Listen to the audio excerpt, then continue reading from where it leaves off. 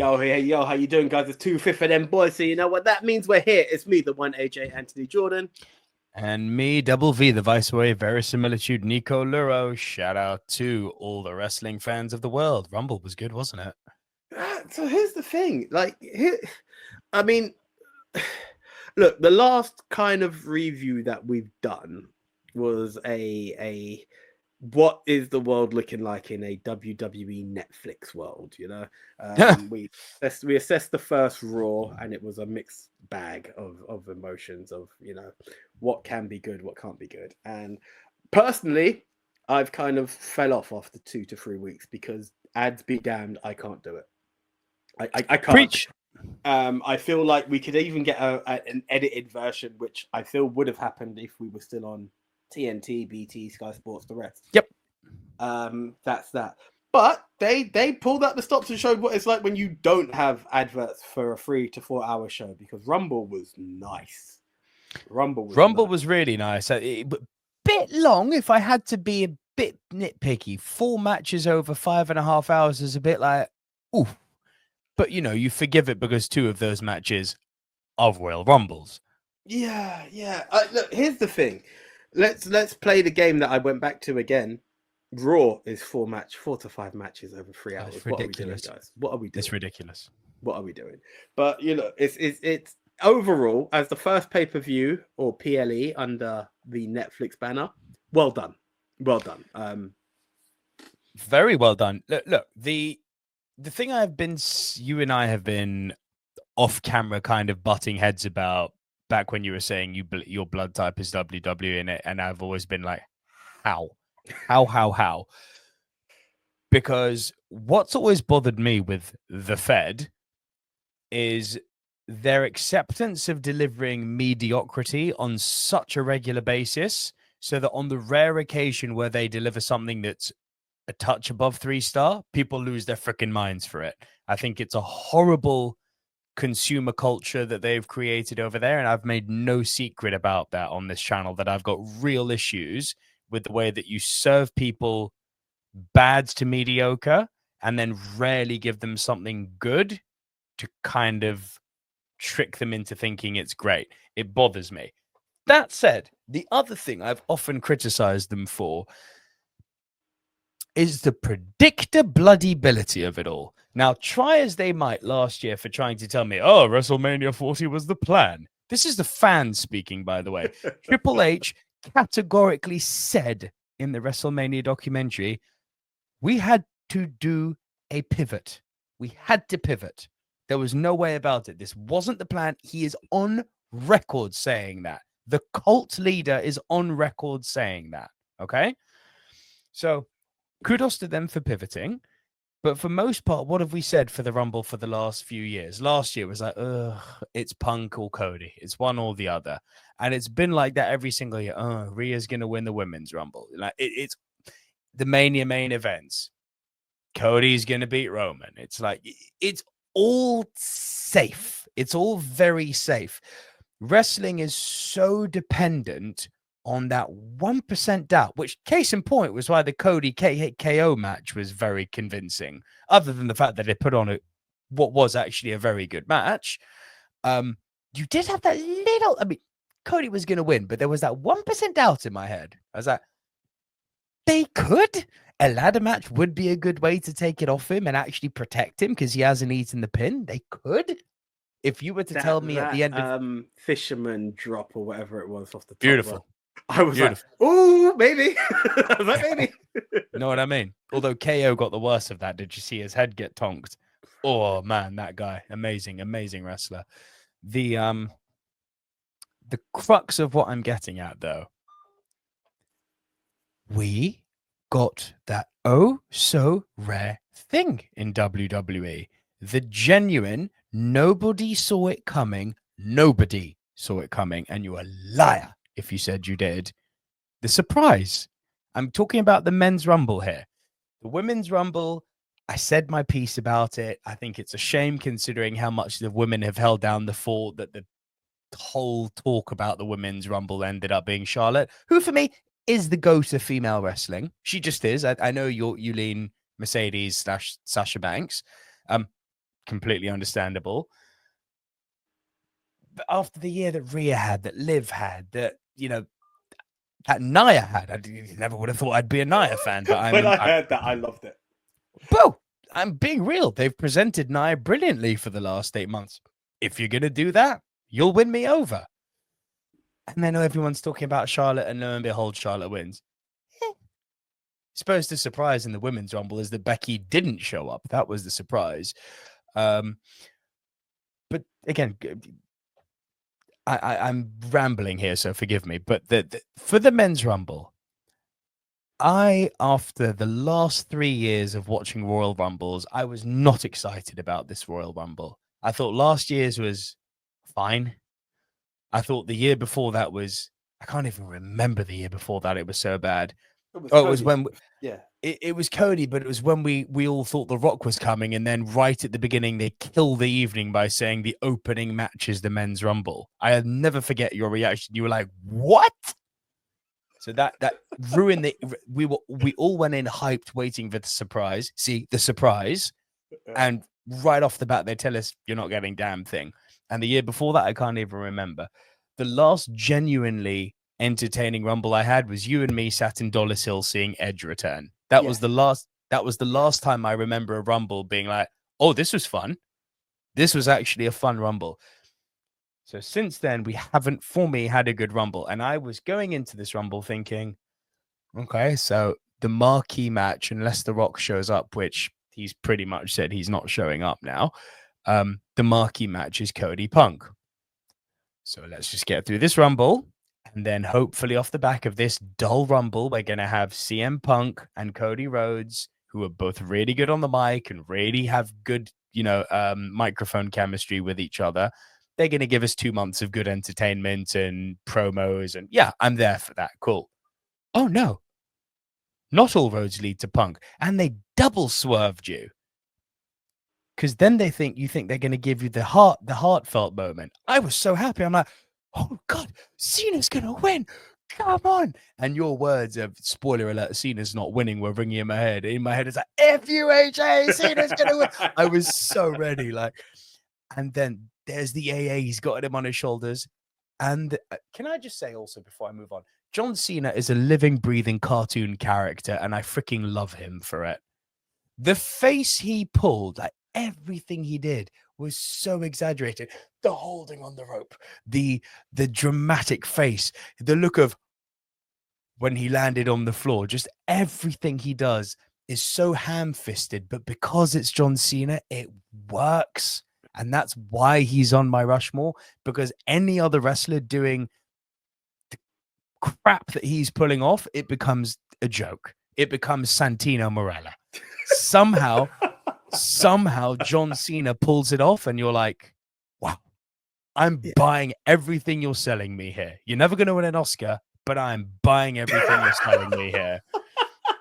I'm buying everything you're selling me here. Jey Uso winning the Rumble is the type of surprise that you need as a wrestling fan. You don't want to do it every Rumble, but the Rumble is all about the surprise. Anyone can win. That's meant to be the premise of it. It's not, let's just get to CM Punk. Let's get through the 29 other men. There may be a few nice spots, but Punk's going to win, which is what I thought we were going to get. No, this Rumble gave us comedic spots. It gave us surprise throwouts. It gave us people vying for the Iron Man. It gave us some interesting athleticism. It gave us some really cool face-offs, like with the 6 main guys staring down at each other. That's a great moment. Do you know the funny thing? Yeah, I'll let you finish. Braun Breaker spearing ISO Speed out of his boots. I've heard he's now injured. Mug. Beautiful. It gave us great moments, but then it solidified that by saying, hey, remember that whole thing? Anyone can win the Royal Rumble. Like, you're never going to get a Pat Patterson Rumble again. Like, that isn't going to exist. But goddamn, this came close. This gave you what the Rumble is meant to be about. Anyone can win. And what's so clever, despite this Raw just gone, we're going to keep this Rumble not Raw, but despite this Raw just gone not being the best show, Jey Uso winning the Rumble throws up all sorts of questions now. Who wins the chamber? Do we then double down on Punk Cody and Punk wins the chamber? Cool. What the hell happens to Roman Reigns? Does he go with Jacob? What the hell happens to John Cena? Does he just get a marquee match? Does John Cena win the Elimination Chamber and go on to face Cody Rhodes and then lose and then somehow win later on in the year just for 1 month? Does Roman Reigns win the... Like, there are so many permutations here. And that, remember I talked about that 1%. This is so much more than 1%. This is choice. This is variety. This is something that wrestling needed. There's probably a leaning to Punk winning the chamber, just the same way as there was this Rumble. And look what happened. Because this Rumble happened the way it did, the seeds of doubt have now been sown further. And you need doubt to suspend disbelief, to buy into a product that is behind the curtain, scripted. You need to be doubting yourself and thinking, so what's actually going to happen next? This is when wrestling becomes cinematic. And this is interesting. And I cannot for the life of me believe I've just spent 10 minutes praising WWE, but here we are. So the funny thing, and I have to break this down in sections, and I'll go with the first bit. I was kicking myself that in the prediction show, I didn't get into the things that I've said to you off camera. I've got so many bits, and one take Tony that I am. I was like, shh, I didn't mention Cena, why Cena's not even a dark horse to me. Then there's the competitive side of me who's looking at the sheets while I'm watching this match, and I'm like, everybody has said Cena one way or another. I'm going to lose this because you know what? Yeah, there's always that underdog, but it's never going to be there. And Jey Uso doing that. And I was so happy because of, again, competitive streak. I was like, yes, Big Tony went for him as Iron Man, not Dark Horse. And I've got Big Tony in my head that Jey deserves this. And it's really weird how things work out for me. I like Jeff Keep Hardy. talking. I am listening. I've just got something ringing in the back. Keep talking. Jeff Hardy as a solo artist is great, but I love the Hardy Boys. It's weirder when you've got twins. And the more I look at this Jey Uso rise, I'm like, all of this happened based off of Jimmy's injury. And I would love to see Jimmy in a similar spot. But Jey has had all of these things go on. And I'm like, you have to acknowledge having a finger on the pulse. And no matter which week you look at, Jey has the biggest entry going. And, you know, everyone loves Jey Uso. And it's like, Punk is there for sure. Cena's there. But what do you do with it? He's had the Saturday night main events. He's had all these things. And it's like, okay, Jey's there, but he's not there. The more you look at it, and these are the things that we talk about with the Dolph Ziglers, the Gunters previously, all of these guys, the Sami Zayns, the Kevin Owens of, why don't you? Screw it. Let's go back to Shelton Benjamin. Why don't we give these guys the push that they deserve? All of these guys should have been Royal Rumble winners, but hadn't been at times. Christian Cage left because they don't acknowledge what the fans are buying into. You know, Punk got over by being the guy that, guess what? I'm counterproductive. You're trying to force feed me Roman Reigns. You're trying to force feed me John Cena. But this is what people want. And that's what made Punk relevant. And, you know, the more I look at it is I was like, well done. Well done for actually listening to the fans and having a guy who can do it. Now, I know people are like, there's a lot of hate out there for Jimmy doing it. And they're like, the guy in his little 5 minutes. Jimmy or Jey? Jey. Sorry. I don't know why I said Jimmy. That's how much I want Jimmy to get some relevance. But there's hate for Jey winning. People hate it. There are people out there who categorically hate this. I know. But I think it's the hardcore of the hardcores who are hating on it because they wanted their Punk or Roman match. Like, Jey's only got 5 moves and like, where are we going to go with this? And is it a Mania moment? Like, as you said, it's how the door opened. And when you look at it again, when it was those guys in the ring that all started squaring off, Jey was still part of it, but not in that moment. You're looking at all of these top dogs, but he was just on the side. And that's how much it was a non-factor, but he was. And by the reaction of the fans, I don't care who boos it.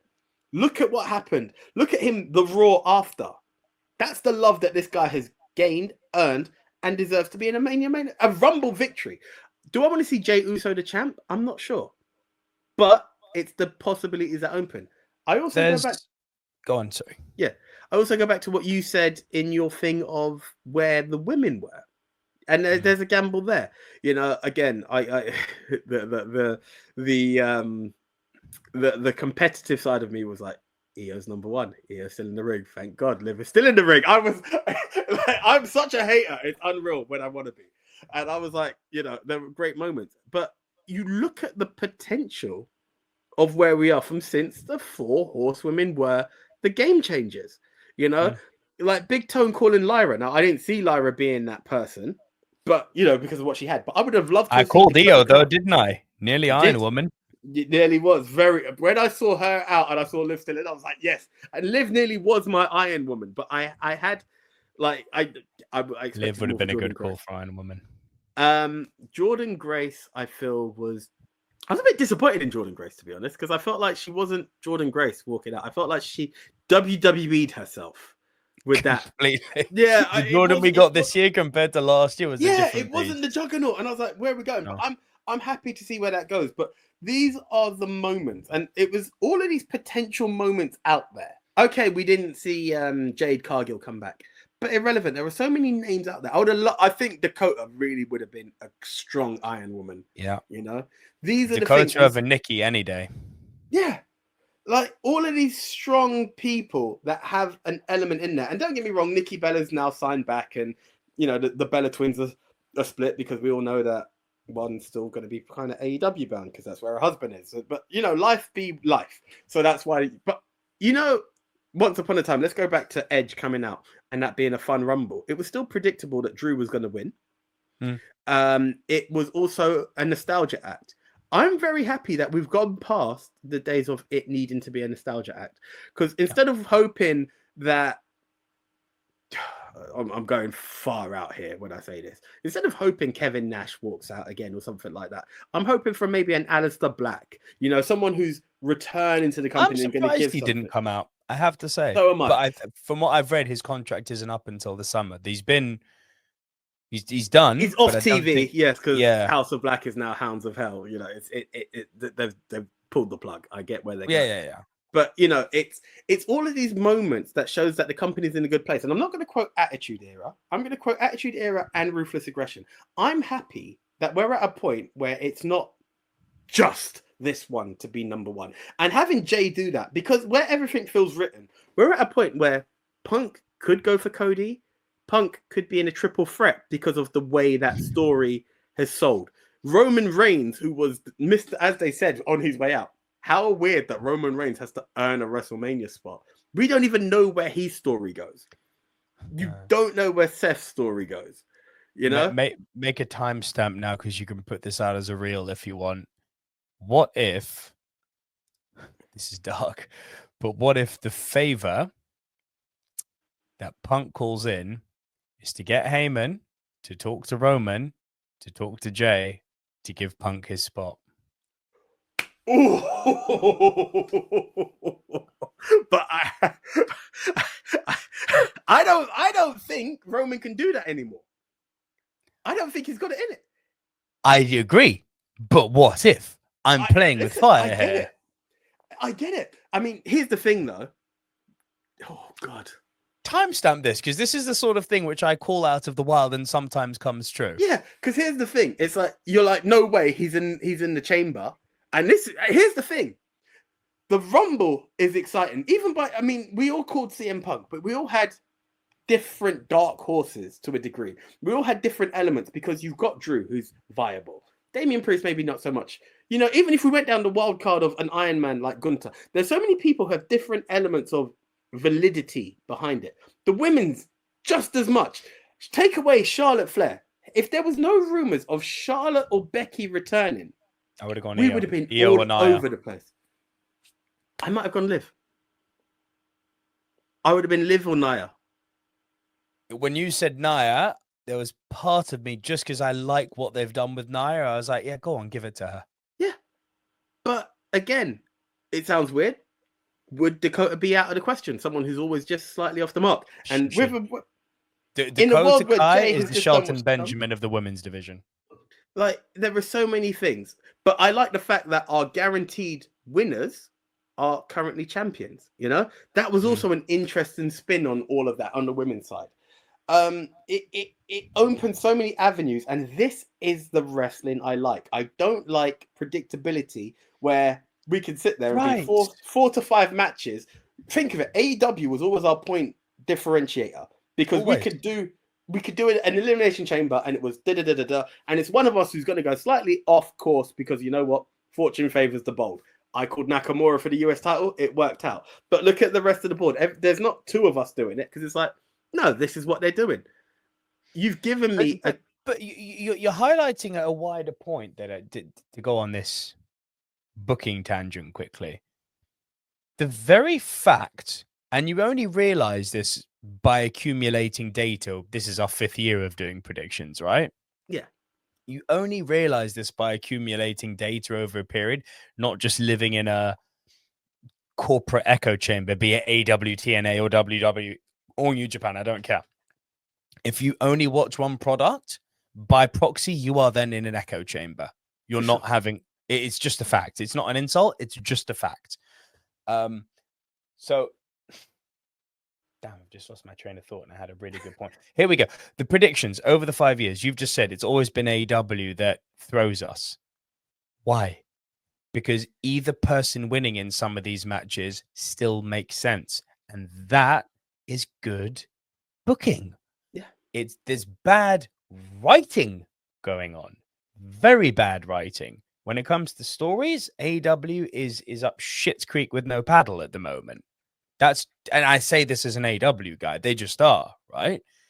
But when it comes to booking, the very notion that we are all so split and yet are all so adjoined when it comes to WWE, that illustrates analytically that there is one product which is easier to predict than another. And if one product in wrestling is less easy to predict, that means it has been booked well, because it means that the people can envisage both outcomes happening, which means it's hard to call, which means, hey, again, full circle, well booked. But look, let's play this on a Marvel scale. We all liked Infinity War because it didn't give us the ending we wanted, you know? And it gave me the ending I wanted. I freaking called everything in that movie.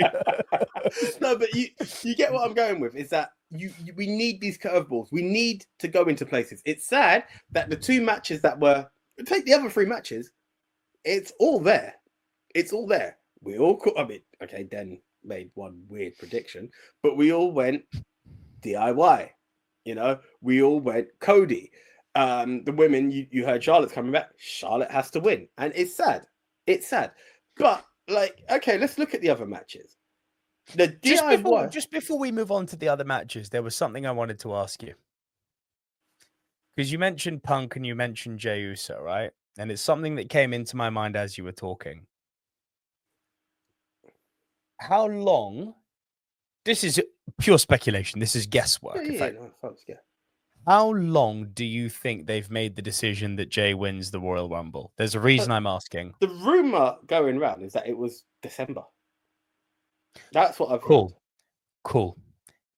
If it's since December that Jey Uso, behind closed doors, has been pegged to be the winner, CM Punk is a freaking genius. And I don't even like the guy. I was going to say, that takes a lot for you to say that. I don't even like the guy. But the fact that I have believed for so long, because of his promotional work, that, obviously it's Punk this Rumble. This is so obvious. This is so obviously Punk this Rumble.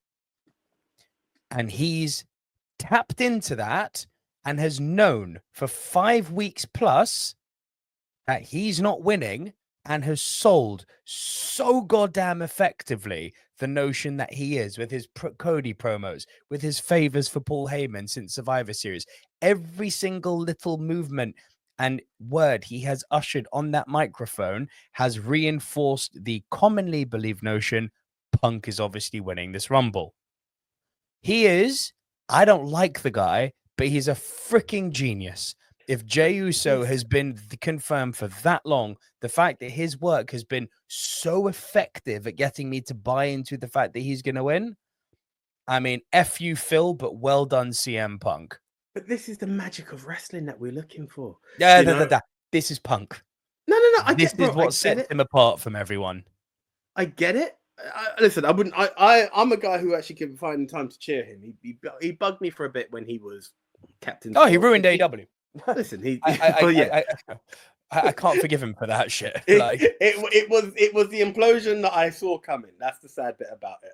You know, this the king of the indies with all the other indie boys. Like, yeah, every anti WWE guy in one combustible barrel. It was either going to go perfect or done exactly what it did. Oh, it was so good for 12 months. But but it's the magic of it that even in the part where I agree with you, I was all over it. Punk, even that promo where he's talking about everyone he's going to do. I'm going to call in favors. I'm going to do this. The words are so meticulous that you're like, oh, if you missed that gem, you caught that one. It's all of these little bits that made you see it, and but it's everybody else playing their part. Where even though Roman Reigns is the one true chief, or original true chief, whatever it is at this point, yeah, Drew McIntyre playing into it. Tell your boy, no, I'm not talking Roman, I'm talking Punk. All of these bits that great. really, it's all of these bits that are so magic, where everyone's playing their part of this is really anyone's Rumble. Because, in a world where a man's held the title for 4 years, and we know he's not doing it, but it's like, is he not? And then look at the dominance he done when he came in Roman Reigns in a Rumble. You're like, yeah. Okay. Do you know I made the joke? This is the first time we've had a babyface Roman Reigns in a Rumble, and he was cheered. But it's real. It's real though. It's real. In all of the times that he's come out, that time there, when he won, he was booed out of the arena. There was that time he was meant to be someone else. Yeah. All of these other times, it's been horrendous. It has been horrendous for him. This time you heard all the fingers went up straight away. Like yeah. And this is what proved this is wrestling when it's yourself but dialed up. And this is where WWE are tapping into that. And I feel like, don't want to mention his name, VKM had that finger was well off the pulse. He didn't understand what it meant to let people be their way. Viking Raiders becoming the War Raiders once again. That's who they were. The Viking experience.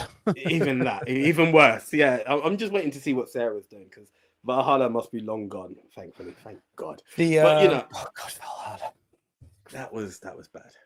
But all of these moments have worked in, and yeah, you're right. It's how you play into it that you feel like it's there, but you've now given us a whole unpredictability. And in a world where we have, I can only assume, Roman Reigns, CM Punk, John Cena, probably Seth Rollins, Drew, and probably Damian Priest, Sammy. But no, Sammy's lost though, isn't it? He's lost the qualifier. Probably Kevin, and Sammy will screw him, and that will lead to it. Look at that as a chamber match, and obviously we know Sammy KO is probably going to be the Mania match, but anyone is really in there, and it's not just you've got 3 to 4 contenders. That's solid. These are stuff that we've not had. The women's chamber, I can't even tell you who's going to qualify, let alone win. I can, but I'm not going to tell you for prediction reasons. And also because I know the boys watch this and I'm in the lead at the moment. There's 2 potential names to go against Rhea, and she's kind of faced them both already. I get it. But yeah, but it's still open. I'm going with Nia, but look, anyway, I don't care. I'm losing, so no one's going to listen to me. But these are the elements, and this is the greatness behind it. Now, as we said, like going into this of looking at the other matches, take away Charlotte, it could have been anyone's game, well, a few people's game. Should have been Io. The tag match, I'm going to commend Big Tone for what he said. The same way I commend you for the way you said remove those. This is a tag match you wouldn't really expect to see, especially given it a gimmick of 2 out of 3 falls means we're going to give these guys a bit of time to breathe. That was good. I hated the finish. I think the finish was stupid as hell. So did I. The finish killed what was a very good match between 4 indie boys. And anyone listening on pod, I've done the air quotes on that. It's 4 guys who deserve the shot. They've done their time in other circuits. Give them a time to move on. The result is right. The ending was wrong. I think you could have had Street Profits trying to interfere and it backfired and it would have given us the same result. But to physically attack the Motor City Machine Guns and then sets up quite a marquee match, though. Profits Machine Guns will be a beauty. You hope.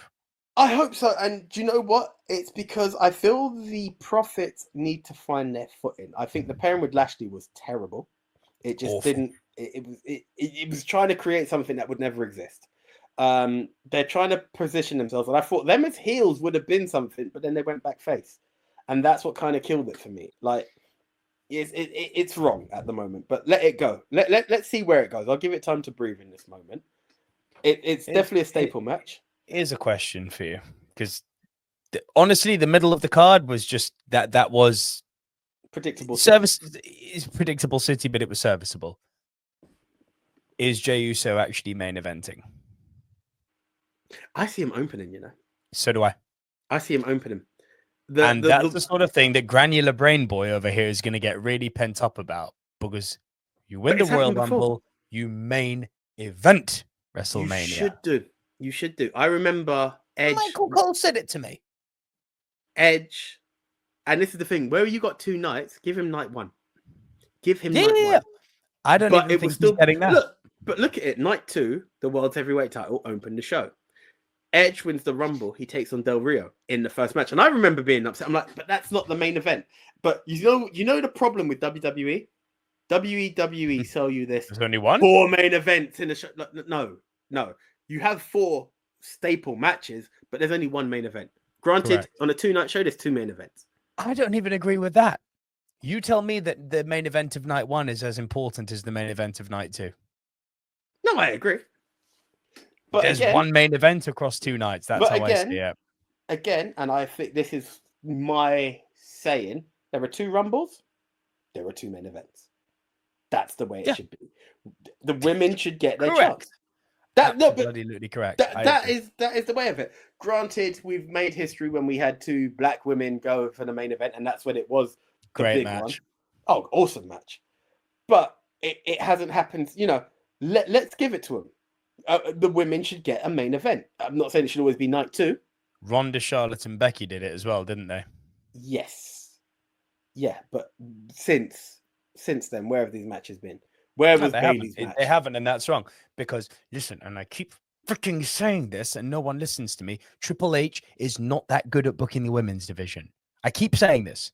Now, don't get me wrong. But give it its credit. People are quick to throw the whole, what, and TK's better? Oh, God, no. But that's not a good baseline. Give it its credit that he's been able to convince you that Nia Jax is worth a dime.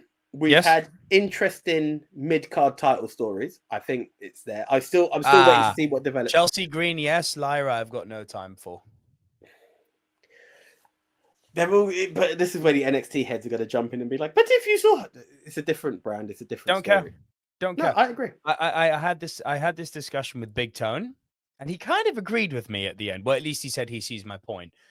I'm going to put this on camera now so it's on record. There is a reason I stopped watching NXT. Shayna Baszler is a big part of that. Because what I realized is the way that they jobbed Shayna, like she loses to Becky at Mania after having killed people in the chamber. One of the most dominant women performances ever. Not just in the chamber, period. That was nuts what she did. She loses with the most devastating move in all of sports entertainment, the surprise roll-up at Mania. And like, I believe it was the next night or the week after, Becky gets on the sticks and says, I'm relinquishing the title because I'm preggers. Now, obviously, massive congrats to Becky for being pregnant. Happy for her. Then do the job for Shayna and give her the title. Do you know it's not Becky's fault, but that was ridiculous. That wasn't Triple H, obviously, but that was like height of ridiculousness. Listen, now, the reason I'm bringing this up is because what that showed me, however much you agree with the presentation of that booking or not, what that showed me is it matters not how good people are in NXT. It literally doesn't. NXT may as well be AEW. Carmelo Hayes, mega deal in NXT. Multiple time world champion, I believe. Now he's messing around with Andrade. Behave. And it's not even that Oh, because they are Trick doing Williams, awesome Obafemi. matches. We'll see. The only guy that's come up from NXT in recent years that I could be like, yeah, is Bron Breakker. Him I can see. But you still don't know. Are they going to wait too long to pull the trigger? Is this going to be LA Knight all over again? But this is the thing. It's Breakker, Knight, Gunther. I mean, look, here's the thing.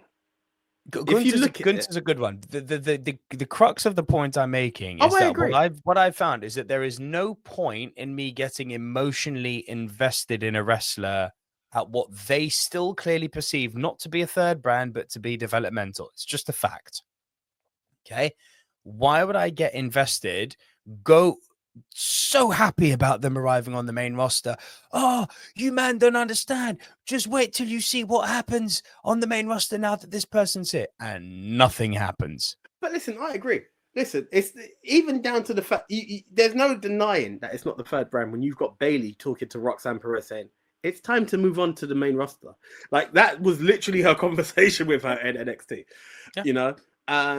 But you get what I'm saying? There's no point. There's no point getting emotionally invested in a wrestler when you don't know how they're going to be presented on the main roster. The thing is, I'd much rather just let them arrive. If they don't cook ever, I don't care. I never had an investment in them. And if they do end up cooking, great.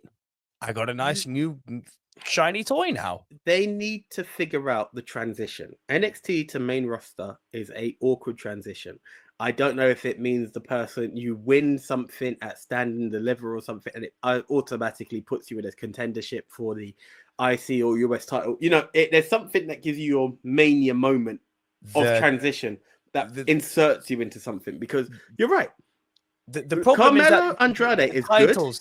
The titles on NXT are meaningless if you think about it, because it doesn't make so. Then if they're irrelevant, why have them? Well, this is it, because being a world champion in NXT means nothing unless Charlotte Flair's holding that title. It means nothing. Yeah. I mean, don't get me wrong; it had something to it, and it's like, okay, these are the ones to watch. Best women's NXT champion for me. Loved everything she did. God damn it! It took her a while to get going on the main roster. Many people in that same bracket. So why bother getting invested with them at developmental level? I feel, do you know what it is? It's the golden age of NXT. But here's the thing. I'm saying the golden age of it is what had people going for it. Oh, black and gold. Even if you look in that era, where's Balor's multiple title reigns? Where's Owens' multiple title reigns? Where's Sami Zayn's title reign? Where's Nakamura's title reign? Yeah, like this is the thing. So this is what I'm saying. They need to work on the transition for it to be something. And I get it. If, like us, you only watch the main roster, it's hard to insert that person into the main event, you know? But maybe give them the Penta treatment, who, can I say, this got on my nerves in the men's rumble. Cero miedo. You don't like that? I do it, but not every 5 minutes. I think in the rumble, it came out one too many times. I feel like someone even whispered, like, dead that, bro. Because it was every person who came up to him. It's cool on your entrance. Give everyone a little tap and all that. Look, he's got some magnetism that's working for him at the moment. I feel there's a bit too much investment in him, dare I say. I'm not saying he's crap. He's good. There you go. There is too much investment in the guy. 100%. 100%. And the thing remember what I was telling you about off camera before? It's the AEW tax. Hate him when he's in the other company, but put him on a massive pedestal when he arrives in the Fed because we stole one of their guys. Now we have to show the world how good he is. But actually, what the Fed heads don't realize is that which is the whole point of NXT existing, is that wrestlers have to wrestle the WWE way as opposed to just wrestle. Look at Shelton Benjamin in the Fed. Look at Shelton Benjamin on the Indies. He's a different bloody animal, and we all know that, right? It's just a fact, right? This isn't Penta. Penta in New Japan eats this Penta. Hell, there are some Penta in AEW moments where that Penta eats this Penta. But AJ, it's the AEW tax. but listen, Yeah, it's you worked have for to all love of him them. and you have to put him on the pedestal and you have to treat him like the big deal because he's a marquee signing from the rival. It's the AEW tax. And he's marketable because on the other side, all Oh, the that others mask have is got going to to. sell, boy. Oh God, it is. Woo! That's why his main roster, because Uh-huh. Ethan Page and Lexis King, like, they're big. Ethan Page has held a bloody title, but he's still NXT. Means nothing. Like, yeah, this is the way they're playing it. But look, talking the AEW tax, there's one guy who's definitely paying off, and that was our champ, Cody Rhodes against Kevin in that ladder match. Huge, biggest case of AEW tax there is. Yeah, for sure. It was a solid match. It was a very solid match. As you said, there was that hint of doubt. Sami Zayn popping out is interesting but worthless at the same time. Yeah. That's how I felt about it. Agree. Even if it was I a thought case... Sammy was going to go heel and help KO, Cody would still win despite that. But I thought you were going to get some interference and he was just kind of there on the sidelines. Strange decision. Look, especially with the way they're playing it, he was holding his friend. I think him keep looking at Cody made it weak. It diminished the whole thing because what are you doing? You're clearly missed the middle, man. So that's that. If he was the one who was like, no, stretcher him out or stop him. I know you can't throw a towel in, but he literally stopped Kevin. You're building a feud. It's like, bro, I've got your back. Stop. It's not worth it. Now we're going somewhere. He clearly was more Team KO than he was Cody. He peeked over at Cody when Cody literally looked like a man who'd just been tasered and died after that drop. But he was definitely there for Kev. And these are the moments. It was a solid match. It's the sad predictability part where we know who Cody is. We know what it is to be Kevin Owens at the moment. And Super Cody. One of the moments that we were talking about is, when does Kevin get his dues? This guy has. When does Sammy get his dues, bro? In Big a world, Tone is saying that he's winning a world title this year. I don't see it. Not this year. No. But in a world where the Roman Reigns underlings can win the Royal Rumble, and I say this with respect to Jey, until Punk calls in the favor. Listen, the short is there, but it's a moment. It's a moment that says Sammy can get it, but when? Because he's not gonna. His mania moment is him and Kevin again. Yeah, well, it's gonna be better than any other time they've done it. But what do we do from there? Like, how does he then insert himself by SummerSlam or Survivor Series to be a champ? I respect Big Tone. Well, I keep saying Money in the Bank. Don't bet against him, and it keeps on backfiring on me each year. Sammy in the Bank would be a good one this year. That would be good. Yeah. Ooh. I know. You're welcome for that one. But I think John might be holding the briefcase this year. Do you know why I'm skeptical? Which is also why I didn't. It's also why I didn't put John as my Iron Man. I don't know how much he's got in the tank still. And I can't see 50-year-old John Cena in a ladder match with that Hollywood bloody career of his. Do you know what you do? Too risky. Do you know what you do? You put him for a table. He gets carted off. He comes running back in the last 5 minutes. He climbs up. He takes the briefcase. Yeah. Okay, fine. You've convinced me. Look, I don't know. Here's the thing. Does Cena actually get the title shot? This is the ultimate question. Bloody better. Poetically, he should, but this isn't Tony Khan. Oh, it's wrong. See, no, but we live in a world. Retirement ever. We live in a world where Triple H says John Cena has earned the right to just automatically qualify, and that's paying the dues. But it's like, well, John, you lost the Chamber, you lost the Rumble. How many more stuff can I give you? And yeah, do we have the idea? It might be that he just starts getting some wins under his belt, because he spoke himself about the whole streak, right? The 2,500 days without a win. Yeah. Maybe he starts getting some wins under his belt again. See, maybe he actually earns his way to the title. John winning Money in the Bank it's not a cash in. It's a, on this day we will be doing this. You know. Yeah, he'll do it honorably. It won't be a heel cash in. But look, there's many theories of how John Cena gets to a title match. But let's go for it, guys. What was your favorite match of the night? what was your biggest disappointment of the night? Not that there's many, apart from the predictability of the women's, dare I say, and the Profits coming out and doing a triple turn because they turned and they didn't, whatever they done. But that's that. But look, I think overall, well done. There was a good rumble. Well done for Jey in a way. And the emotion he showed on Raw says, like, yeah, I like this. I like that we can have our finger on the pulse and do stuff that doesn't need to lead to it. Anyway, I'm not going to say which way I go, but I don't think he's winning. I don't think he's winning. No. I don't think he's main eventing. And I'll also go as far as to say I agree with a lot of the hate out there, but I agree with the descriptive side of the hate. He has only got 5 moves. I'll go on record now and saying Jey Uso is so cool until the bell rings. Yeah, but can I be honest? Every moment he's a merch pusher. He's over. He should be in the main line. But I said this to Big Tone at his place. Jey Uso is one of the best in the business at being the guy who almost gets it. That's the new Ziggler, isn't he? Yeah. But then, here's the thing, and you may feel differently to it. I'm far less skilled than Ziggler, though. I'll say that he's far less. God, yeah, no. Like, Nick Nemeth is a beast. No Dolph Ziggler between the ropes. No. Dolph is one of the greatest But I'm just talking about that underdog that people want to see do it. But this is an unpopular opinion. I know this when I say it. I'm tired of seeing the Cody cutter outside of a match. I feel Cody goes for that move way too often in a scramble with people. Like, I don't hate Cody, but I feel like where we talk about Jey being a 5-move monkey and what have you, what's our current WWE champion? I agree. There was a reason that in AEW I called him 3-star Cody. Yeah.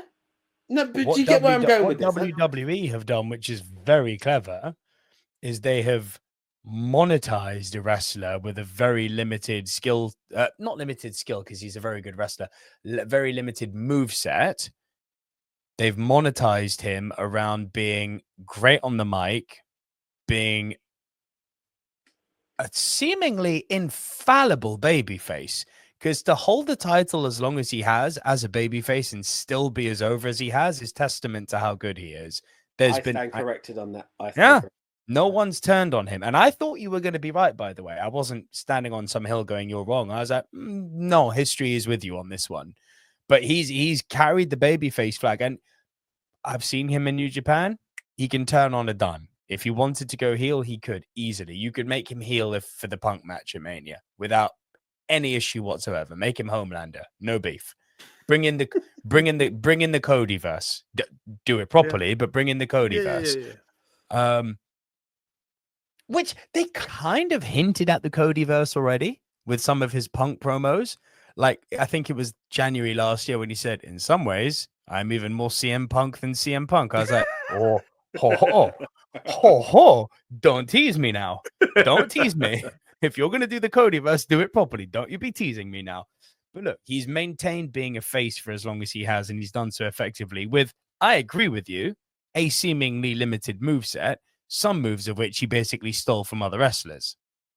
He owns it, though. He owns it. He says, if I've wrestled more than no beef. Times, yeah. No beef. Oh, I love the way he's got this self-appointed rule. If I wrestle you 3 times, your moves are mine. It's like, the frick are you, Kirby? It's like, I suck you up and spit you out as a star. Now I have fireball power. Man thinks he's Kirby, I swear. It's weird, isn't it? It's so weird. I wrestled you 3 times. The Oz Cutter, that's mine. It's like, Yeah. And that's the thing. Cody, when I God watch forbid Cody, he wrestles Jey Uso. Swallowing Jey Uso is going to really nullify his moveset. But the thing is, they both do the dusty punches anyway. He's just going to go through a roll that a robot does and then punch someone. It's going to be weird as crap. Yeah. But yeah, look. Yeah, but this is the thing with Cody. I see Cody as a tribute act. And I say it with respect, but it's like he does the dusty, he does the gold dust, he does it is everything that he's stolen from people. And I'm not saying he's crap. Yep. No, he's not I saw crap. the guy live He's a and I loved convincing it. babyface. He's a convincing babyface. He'll be a tribute act until they turn him heel. I am actually kind of looking forward to it. No, he's such a good heel, bro. He's so good. That was the biggest mistake AEW made, was never making him heel. It was such a missed opportunity, and the crowd turned on him. Oh yeah, God, yes, I saw that. Tell you what, that dickhead who threw the belt back to Cody, he's regretting that now, isn't he? Oh yeah. Yeah. But yeah, like that was a really good example of bad booking from AEW. Really bad booking. You had a guy who has got a history of being able to bring in really zany heel angles and just like his babyface runs, make them effective, and you didn't pull the trigger on it. And they've done that a few times, you know. You got Punk Omega as a marquee match for All In. Nah. Bro. Come on, that's the money. So here we go. Kenny's back. The Bucks are heel as hell. It was written. Ospreay is hot as God knows what. It's written for the third match. Now we'll tag. I know. Friend. Tag him, friend. No, come on. Special anti-callous friend forever and ever. Yeah. It really we both annoys thought me. Gabe Kidd and now we both hate Don Callis. You're my friend. What a match. Did you see that? I haven't seen it yet. You didn't see Omega Gabe Kidd? No. Bruv, if there's a better match this year, it's going to be a hell of a match. Well, look, credit to them both. Credit to them both. Let's not talk New Japan in AEW. We're here to talk Royal Rumble. But yeah, it was great. They subverted expectations correctly. They've created all sorts of question marks on the road to WrestleMania. So instead of being like, let's just get there, I'm now questioning, how do we get there? And who is going there? Who's going there? And whoever doesn't go there, what happens to them? That's the one. So, guys, my question to you: are you yeet or are you no yeet? What is your feelings on Jey Uso winning? Exactly. Look, we all know he's going for Gunter, but let it be what it is. More. Where do you see Mania going? He's not going for Cody. My former tag team. I could see this. I could see the speech already. Surely Charlotte's going for the NXT title again. Honestly, do you know how you could convince me he's going to hold a title? Jey needs to go for Obafemi. That's the only way you're convincing me he's winning the title. I'm not sold on that guy at all. He's a powerhouse. I'll give it that. I've not watched enough, but I know he's powerful. Yeah, he big. But look, guys, what were your thoughts on the Rumble? Who's going where? Who's doing what? It's been a fun one. So until the next time, I am the one AJ Anthony Jordan. Keep doing this, Paul. Keep doing this. This is good what you're doing. You found your feet. You had your year and a half to find it. You found it. Now keep going. I'm Double V Nico Luro. We're out. See ya.